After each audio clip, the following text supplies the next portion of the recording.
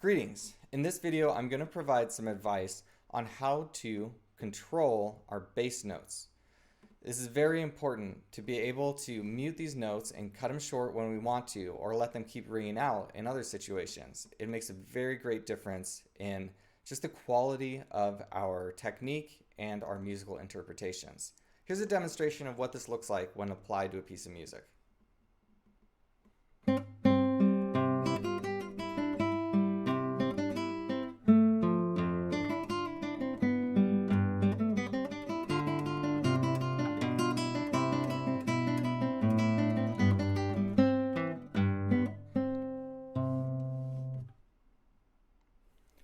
I'm going to go ahead and move in for a close-up and give you a couple of technical exercises that we can use to develop this level of control.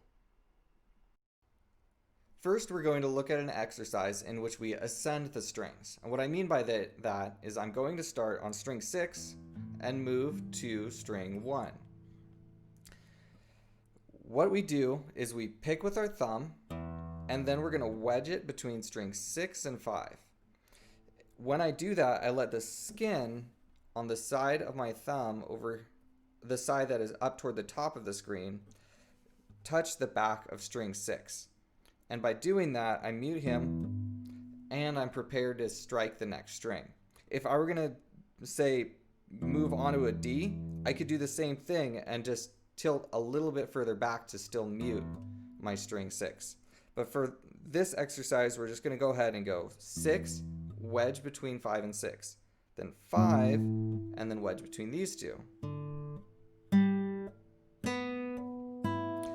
And I would encourage you to develop a very even, consistent rhythm for this. So it's going to sound like this: 1, 2, 1, 2, 1, 2, 1, 2, 1, 2, 1, 2. And that is ascending the strings. You can even do a staccato,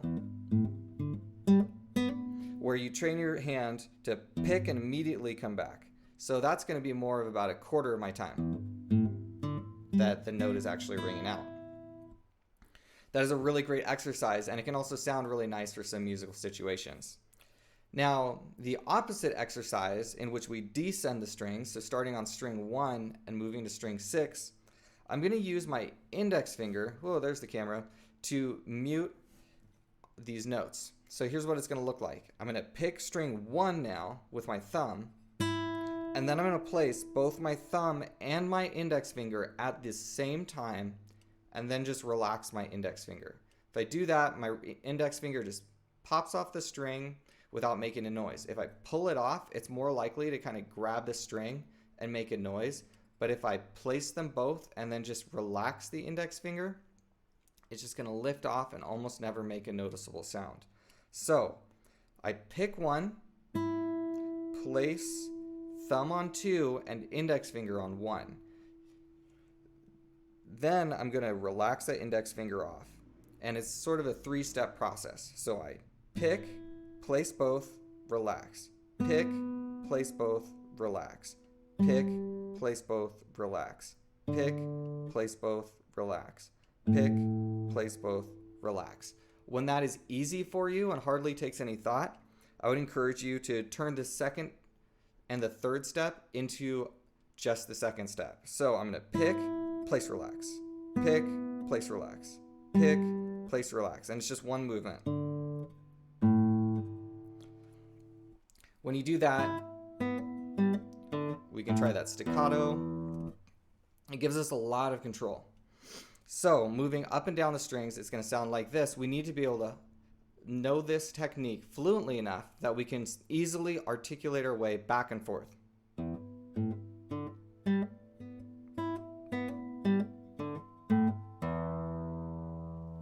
If you can go back and forth with this exercise, it will be very, very beneficial for just allowing you to control music as you play it. I'm going to show you one more exercise. We're going to move into for a close-up on the left hand, and that will be it for this episode. In this section, we're going to look at a left hand muting exercise.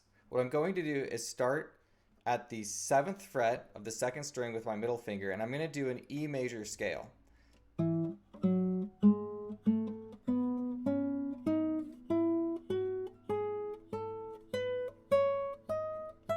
I wouldn't worry about figuring out the scale. I would just practice the same technique wherever you want to, unless you already know the scale. Basically, what I'm here to demonstrate is that we're just going to mute with the left hand by doing a nice light release on the string. So what I do, that vibration you hear afterward is just a sympathetic vibration out of the 6th string right here. If I touch him, it mutes it, goes away. So I'm going to play this string 5 with my middle finger on fret 7, and then what I do is I just release pressure. I don't lift off because that makes a noise. What I do is I just release nice and quickly. It's like a quick relax. If you relax slowly, you get a buzz. We want to, and that there I hopped off a little bit and made a noise. So there's a middle ground to be found, and it's a little tricky to get used to. But if you just practice it nice and slowly and patiently, you might need to really take it slow at first.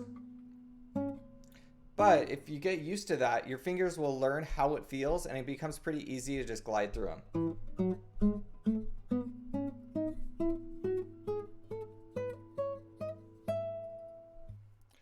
So I encourage you to practice that. Make sure you get that balance. If you lift off, you're going to make a noise. If you slowly relax off, you're going to buzz. But if you can do a quick relaxing movement that keeps you touching the string, I don't actually lift off the string when I do that. I just release the pressure, but I'm still touching the string, but I quickly release the pressure so that it moves off the string quickly and doesn't allow the string to buzz against the fret. That's going to give you a great deal of control, which is very, very useful in some situations where your right hand fingers are tied up and you just can't use them to mute a note. So there's a balance between left hand muting and right hand muting. And when you start to play professional level repertoire, it's going to be very, very important to just carefully control that sound that you're producing. And this is how experts do it.